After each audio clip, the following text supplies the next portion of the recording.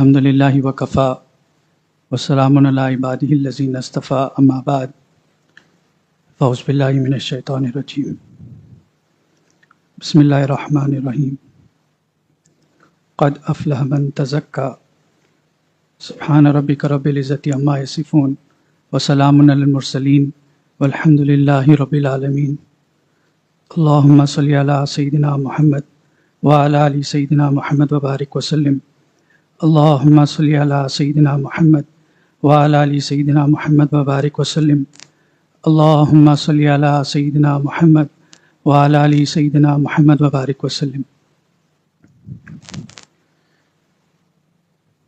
اللہ رب العزت نے ہم تمام کو یہ دل دیا ہے اور یہ دل اللہ کی بہت بڑی نعمت ہے۔ ہمیں چاہیے کہ ہم اس دل پر تھوڑی محنت کر لیں اور اپنا تعلق اللہ سے جوڑ لیں۔ جتنے دین کے شعبے ہیں، چاہے وہ مدرسے کی محنت ہو، چاہے وہ مکتب کی محنت ہو، چاہے وہ خدمت خلق کی محنت ہو، چاہے وہ دعوت و تبلیغ کی محنت ہو، چاہے وہ خانقاہ والی محنت ہو، ان تمام محنتوں کا خلاصہ اصل دل ہی ہے کہ یہ دل بن جائے، یہ دل سنور جائے۔ قلب المؤمن عرش الرحمن، قلب المؤمن عرش الرحمن، یہ اللہ کا گھر ہے کہ ہمیں چاہیے کہ اس گھر کی ہم حفاظت کرنے والے بن جائیں۔ اور جیسے ابھی مولانا نے فرمایا کہ آگے آنے والا دور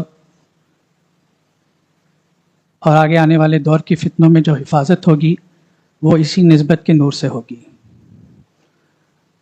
جو اپنے اوپر محنت کریں گے، اپنے آپ کو بنانے کی محنت کریں گے، سچے لوگوں کے ساتھ رہیں گے، نیک لوگوں کی صحبت اختیار کریں گے، تو اللہ رب العزت یہ نعمت عظیمہ ہر ایک کو عطا فرمائیں گے۔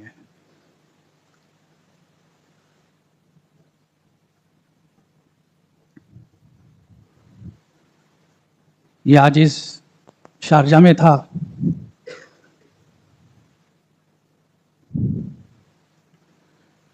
قریب کی مسجد میں نماز کے لیے جاتا تھا۔ وہاں پر ایک اور بزرگ تھے، ہمارے سلسلے کے صاحب نسبت تھے۔ وہ وہاں ایک بخاتر کمپنی ہے شارجہ میں، وہ اس میں کام کرتے تھے۔ حضرت فضل علی قریشی رحمۃ اللہ علیہ کی دوسری کڑی سے ان کو نسبت حاصل تھی کہ فضل علی قریشی رحمۃ اللہ علیہ کے ایک خلیفہ تھے پڑوس میں، تو وہ ان کے خلیفہ تھے اور وہ ماشاءاللہ وہاں ذکر کی مجلس بھی کراتے تھے۔ اور ان کا تعلق بھی جو ہے خاندانی تعلق واسط اشرف علی تھانوی رحمۃ اللہ علیہ کے خاندان سے تھا۔ اصل وہ کراچی کے تھے لیکن کام کے لیے جو ہے وہ شارجہ میں تھے۔ ہم ایک مرتبہ جماعت میں 3 دن سفر پر گئے ہوئے تھے تو ان کی مسجد میں پہنچے تھے، تو وہاں ان سے ملاقات ہوئی، ان سے تعارف ہوا۔ پھر انہوں نے پوچھا آپ کا تعلق کس سے ہے؟ تو یہ عاجز نے فرمایا کہ حضرت جی سے تعلق ہے۔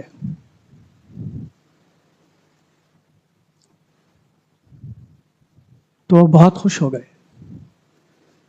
بے انتہا خوش ہو گئے،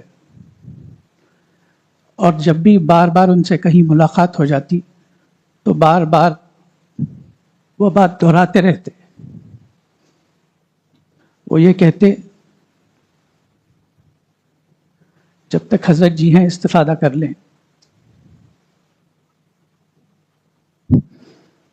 جب تک حضرت جی ہیں استفادہ کر لیں، بعد میں وہ بات نہیں ہے۔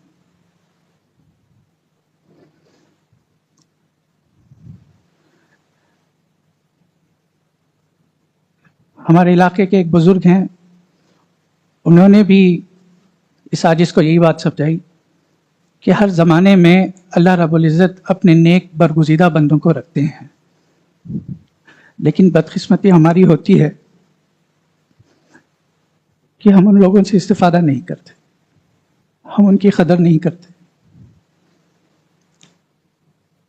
آج کے دور میں بھی اب بھی الحمدللہ اللہ کا بڑا کرم ہے کہ ہمارے درمیان ایسی ایک شخصیت موجود ہے کہ حضرت جی نے اپنا پورا اعتماد، اپنی پوری برکتیں، اپنی پوری دعائیں حضرت مولانا حبیب اللہ صاحب کو عطا فرمائی ہیں،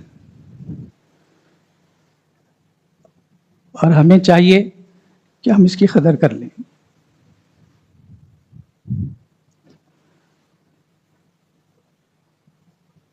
میں جہاں کام کرتا ہوں حضرت مولانا خالد ندوی بیگ صاحب کے پاس، انہوں نے بھی مجھے ایک مثال دے کر سمجھایا۔ میں نے ان سے کہا حضرت لوگوں نے تو ہم پر ذمہ داری دے دی ہے، ہمارے پاس کچھ نہیں ہے، ہمیں ہمارا حال پتہ ہے، بس اللہ نے ایک ستاری کی چادر اوپر رکھی ہوئی ہے۔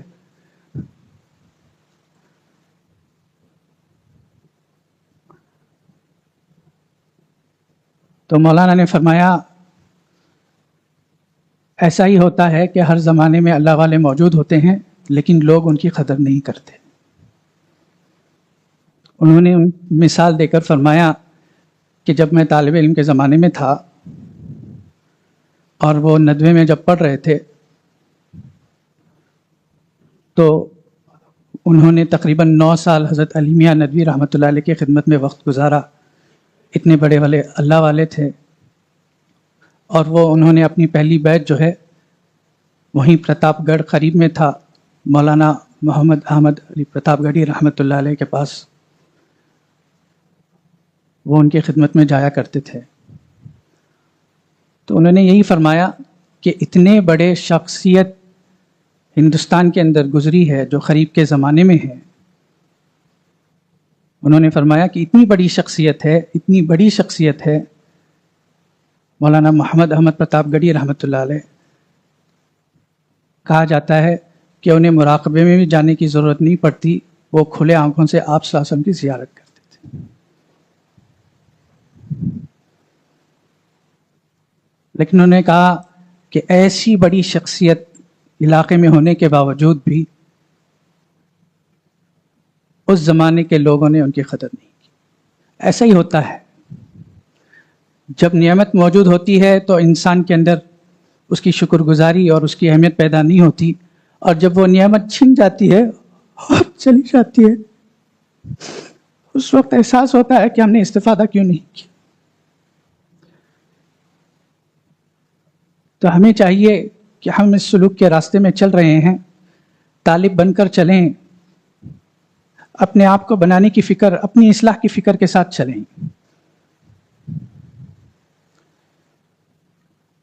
اپنے علاقوں میں جو مشائخ ہیں اپنے آپ کو ان سے جوڑیں، ہم جس شعبے میں بھی ہوں، یہ بہت اہم چیز ہے کہ اپنے دل کو بنانا ہے۔ دعوت و تبلیغ میں ہوں، تبلیغ کے کام کے ساتھ یہ کام کر سکتے ہیں، کوئی رکاوٹ نہیں ہے، کوئی الگ کام نہیں ہے، سب ایک ہی کام ہے۔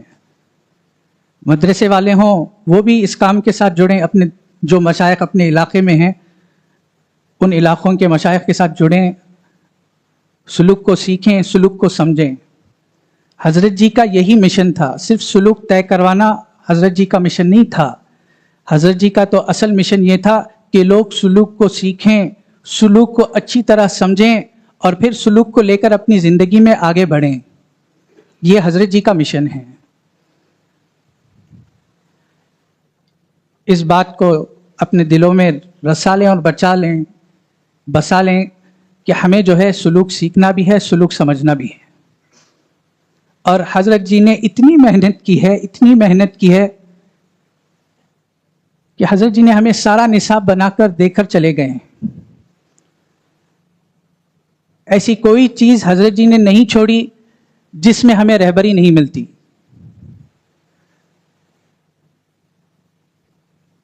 حضرت جی نے اپنی کتابوں کے اندر عمومی بیانات کے ذریعے سے بھی، جیسے ابھی مولانا نے فرمایا کہ دوسرے سلاسل میں جو ہے جس طرح گناہوں کو ختم کیا جاتا ہے، اس کی تفصیل بھی لکھ دی، اس کی تفصیل کو بھی مختلف کتابوں میں بیان کر دیا گیا کہ غصے سے کیسے نکلا جائے، غیبت کیسے زندگی سے ختم ہو جائے، شہوت زندگی میں کیسے کنٹرول میں آ جائے، اس کا ایک الگ باب اور الگ نصاب بنا دیا. اس کے بیانات بھی موجود ہیں، اس کی کتابیں بھی موجود ہیں. اور جو شخص یہ چاہتا ہے کہ میں حضرت جی سے براہ راست فیض لوں، حضرت جی کے کتابیں پڑھے. جیسے وہ حضرت جی کے کتابیں پڑھے گا، وہ گویا ایسا ہے جیسے حضرت جی اس سے باتیں کر رہے ہیں، وہ فیض اس کو ملے گا. اور دوسری طرف حضرت جی نے سلوک کے اعتبار سے بھی ساری کتابیں لکھ دی ہیں. حضرت شیخ زوار حسین صاحب رحمۃ اللہ علیہ کی ایک کتاب تھی عمدۃ السلوک. حضرت جی نے وہ ایک کتاب کو کئی کتابوں میں پورے خلاصے کے ساتھ اسی کتاب کا خلاصہ کیا ہے. مدارج السلوک، تصوف اور سلوک، معرف السلوک، سلوک کی بھی کتابیں ساری لکھ دی گئی.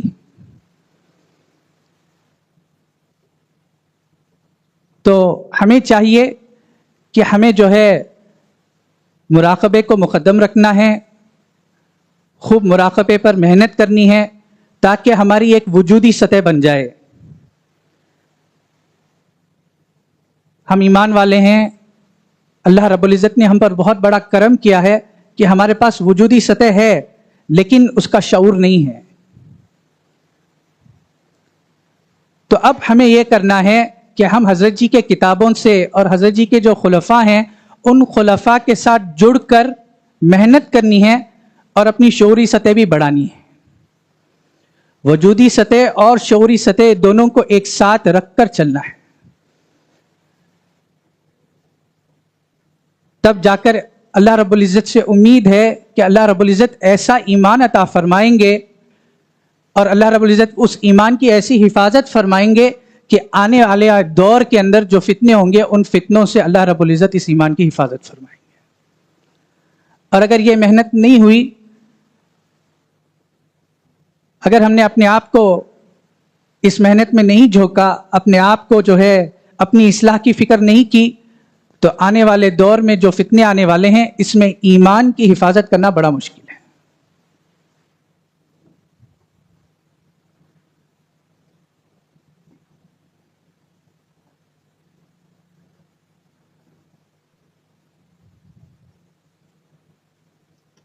تو یہ آج اس حضرت کا حکم ہوا تھا کچھ آپ حضرات کے سامنے بات کرنے کے لیے، تو اللہ نے یہ باتیں ذہن میں ڈالی تھیں، آپ حضرات کے سامنے پیش کی ہیں.